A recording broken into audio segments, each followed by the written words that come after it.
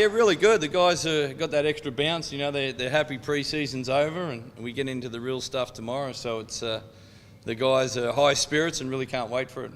What are you expecting from New Zealand? Do you think Abercrombie and Pledger, are you planning for them both to be there? I think no. I think Abercrombie's out, but I'm pretty sure Pledger will play with them.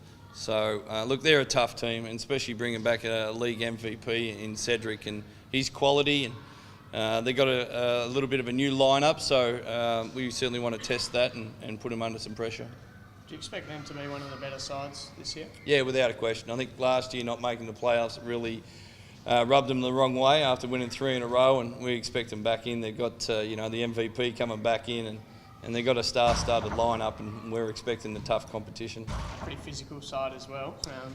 Yeah, anytime with Fakona out there, Fakona's one of the strongest guys in the league, and they've got another guy, Ty Wesley, and they're a tough outfit. Webster had a fantastic World Cup for New Zealand, and we're under no illusion how strong they are. Haven't got many new guys, but Dre coming in. What do you sort of tell him and how to prepare for? Yeah, well, I guess the last game he played was in front of 80,000 at the Coliseum over there for the college championship. So it's really enjoy the moment. He's done a lot of hard work and gone through a lot with the operations, and we really want him to play his best basketball. And you normally do that when you're enjoying. And it's a little bit of a learning curve for him, but I'm excited for him. I can't really wait for him to get out in the court. How will the style of game differ from college to NBL, do you think? I think it's pros. Obviously, the shorter shot clock, so it's a faster pace. And you're playing against men. You're not playing against kids, 18-year-old, 20-year-old. You're playing against seasoned vets that do this for a livelihood, and it's a tougher competition. How have you seen his progression on the training court over the past few weeks? Have you noticed that he's become more confident? Yeah, no, he's certainly on the climb up. We probably won't get to see his best probably until 6 or 7 games into the season. But look, he is a super talent, and we can't wait for him to get out on the court. Do you feel like this rivalry is sort of being renewed now because their return to prominence is probably going to happen, and this was the best rivalry for about 3 years? Yeah, without a question. It's teams were playing in the grand finals, and the semi-finals were even fantastic watching from the outside. But look, we know how good they are and how good they can be, and we know we have to bring our A game for it. And what a way to start the season playing against one of the contenders. And what about yourself? Are you starting to get pretty excited? Yeah, it is. It's the same. You go through all pre-season. There's a little bit of extra step. It's like I said before. It's like Christmas.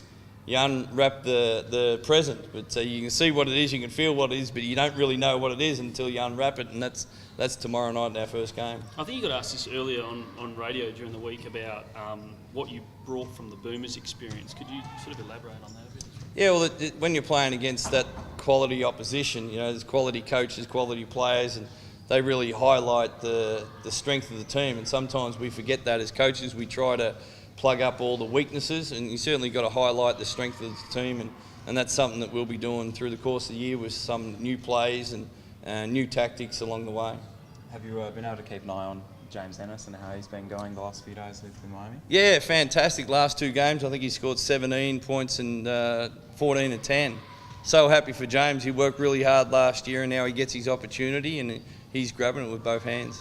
How much do you feel in terms of recruitment for the NBA teams and them sending their prospects over here? How much do you feel like his transition and how well he's gone so far sort of benefited recruiting over there? Yeah, we found that out when we were over the summer leagues. Most of the NBA teams knew Perth Wildcats, knew James Ennis was over there, and I think James had 6 3-pointers in a game. It was like, wow, he's got stronger, he can shoot the ball better. And the first question everyone was asked, where was he playing? And to have Perth Wildcats up on their lips is fantastic, and you can see this year we've got 2 NBA draft picks come out this year with DeAndre and McRae in Melbourne. So, we're certainly on the map, and hopefully we can keep bringing those guys out.